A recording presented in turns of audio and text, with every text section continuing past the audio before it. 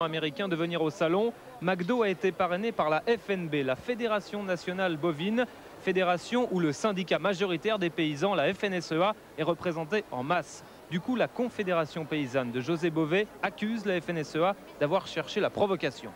Derrière, il y a les bruits de... Froid, désespérément anonyme. C'est ici, dans ce lieu, si éloigné d'une douce France empreinte de nostalgie, que Charles Trenet a vécu ces dernières heures.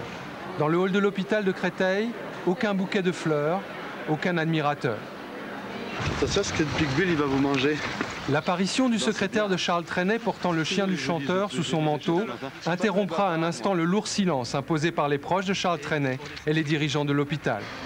En accord avec ses médecins, le chanteur a, semble-t-il, décidé de ne pas prolonger à tout prix les soins intensifs qui lui étaient prodigués.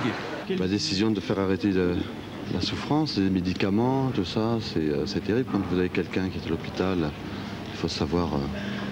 voilà, puis il l'a fait lui-même, c'est bien, enfin, le corps humain lui-même. Et puis voilà, il est parti gentiment, très bien, sans souffrance.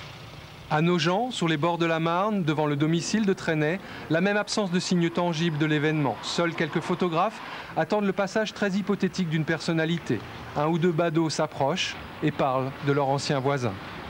Il était très discret et le peu de fois que les gens lui parlaient quand même, vous êtes monsieur Charles Trenet, tout ça, bon, il était touché. J'ai eu comme si il m'est tombé quelque chose sur la tête, de ne plus entendre Charles Trenet, de ne plus le revoir. Une émotion spontanée qui ne s'est guère manifestée aujourd'hui, en attendant peut-être les hommages publics qui lui seront rendus en fin de semaine. La foule les chante un peu distraite, en ignorant. Et avec nous sur ce plateau pour évoquer Charles Trenet, un de ceux qui connaît le mieux la chanson française, Pierre Bouteiller. Quel est le souvenir que vous garderez de Charles Trenet ? D'abord, je voudrais vous dire que je ne suis peut-être pas l'un de ceux qui connaît le mieux la chanson française. Il y a beaucoup plus compétents que moi, comme Pessis qui vient de passer. Mais je connaissais un peu Charles Trenet, c'est vrai. Je n'étais pas dans le premier cercle, si j'ose dire. On n'était pas intime, mais on se connaissait depuis longtemps. On avait fait beaucoup d'émissions ensemble, de radio, de télévision, de cassettes. Alors, quel homme était-il ? Ah, mais écoutez, je sais que... Homme, il était multiple, hein. Il avait ses zones d'ombre sûrement, il avait ses défauts sûrement, on les connaît, et puis il avait quand même ses qualités. Moi j'ai eu la chance de ne connaître que ses qualités parce qu'on se voyait dans des relations d'une part professionnelles, puisqu'on a fait, je vous dis, j'ai fait une soirée thématique sur Arte à son sujet, j'ai fait... Mais vous l'avez côtoyé aussi intimement, c'est-à-dire que vous déjeuniez avec lui, oui, vous partagez vous savez tout bouffes. De ma vie. Je l'ai connu, écoutez, maintenant on peut le dire. Il avait un grand ami, un chirurgien esthétique, qui s'appelait Jean Boivin, qui a disparu maintenant. Et je connaissais un peu la famille Boivin. Et c'est par cette famille-là que ce jour, je me suis trouvé à la table de Trenet. Et je l'ai connu personnellement à ce moment-là. Il savait qui j'étais, bien sûr, je savais qui il était aussi.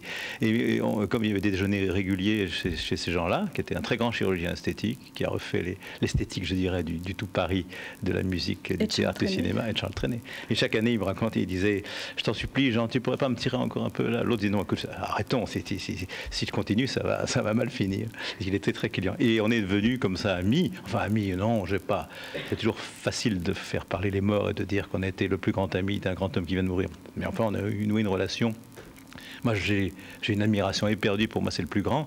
Je crois qu'il m'estimait un peu pour mon travail de journaliste. Et il aimait les bonnes bouffes.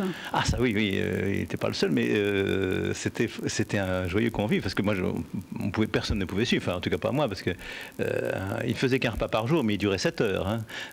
Il y avait je ne sais combien d'entrées, de plats, de vins différents, d'alcool, beaucoup. Vous savez qu'il marchait je ne sais pas si on peut citer, je crois pas, on ne peut pas citer de marque, mais une boisson quand même alcoolisée et sucrée, pour laquelle il avait fait d'ailleurs une chanson publicitaire, et peut-être qu'il avait un contrat à vie avec eux, il en buvait, paraît-il, dit la légende, 2 bouteilles par jour.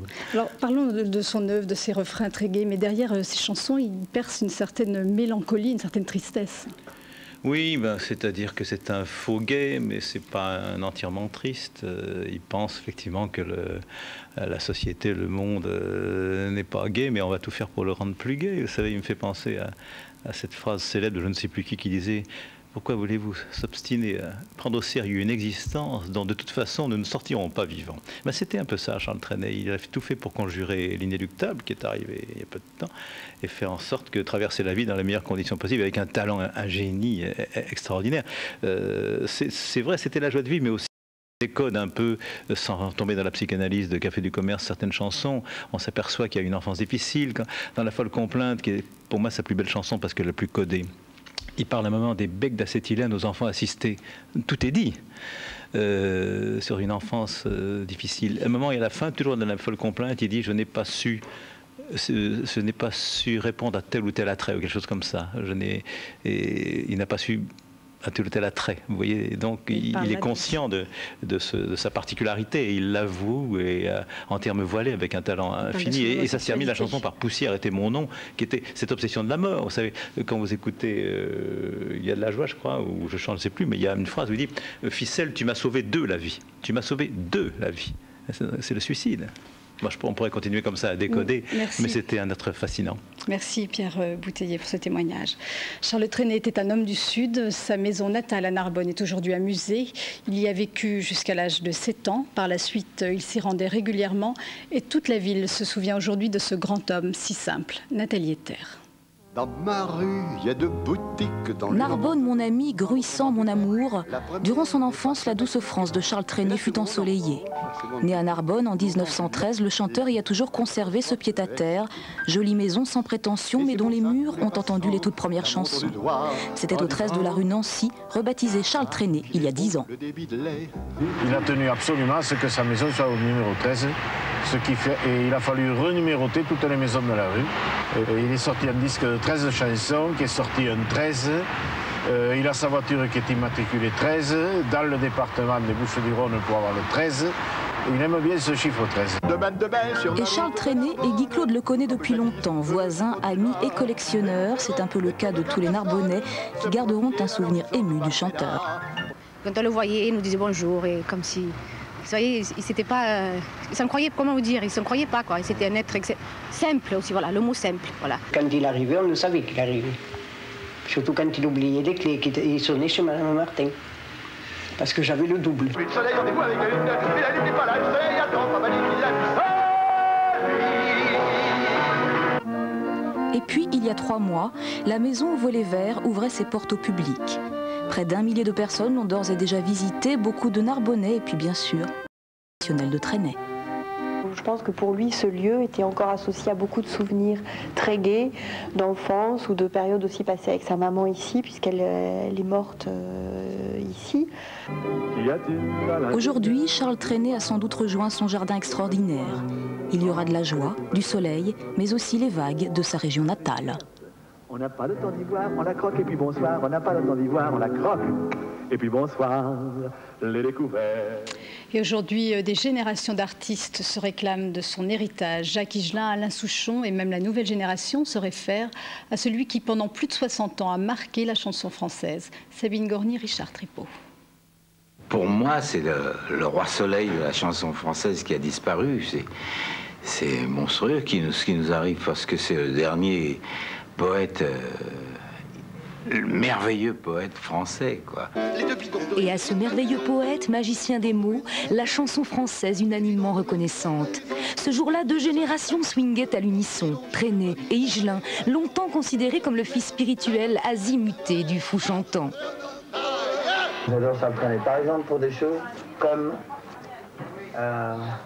c'est pour ça que j'ai écrit Grande Poussière, à cause d'une chanson qui disait « J'ai pas aimé ma mère, j'ai pas aimé mon sort, j'ai pas aimé la guerre, j'ai pas aimé la mort. » Higelin, Morane ou Souchon, qu'il avait surnommé le patron, tous admiratifs devant ce grain de folie et de légèreté que Trenet avait su instiller dans la variété. J'aime ces chansons parce que c'est d'une simplicité, d'une énergie, je trouve ça formidable. C'est à vous, bonjour, dites demoiselles, il y a de la joie partout, il y a de la joie. Quand il s'est présenté à Bourges, je m'en souviens très bien, j'étais là, les gens ont dit, vous vous rendez compte, à Bourges, ce vieux machin, au milieu de tous ces gens en col roulé, en Santiago, et il les a empaumés, il les a mis sous le bras, et fabuleusement. Étonnamment moderne, Trenet. Dans les années 80, Douce France, une chanson de 1943, devient numéro 1 au top 50, clin d'œil ironique et symbole d'une génération issue de l'immigration. On avait envie de chanter sur la France, le beau pays qui est la France, etc. Puis un jour, on a découvert cette chanson et puis on s'est dit, tiens, c'est pas la peine d'en écrire une puisqu'elle existe déjà. Le soleil a rendez-vous avec la lune. L'inspirationnel Trenet, avec son swing et son rythme des rimes, il aura franchi allègrement toutes les modes, tous les océans. Trenet, père spirituel, Trenet, éternel. Et salut Charles, on se retrouvera un de ces jours au paradis des poètes. Et sachez que notre chaîne programme ce soir un documentaire consacré à la vie de Charles Trenet qui sera diffusé vers 23h, juste après Soir 3. Le reste de l'actualité, quel va être le sort réservé aux 900 naufragés kurdes? Un petit peu de Barney qui sort après-demain donc dans les salles. Barney et ses petites contrariétés. Je me mettais 2 secondes dans vos chaussures, Marie, dans la journée.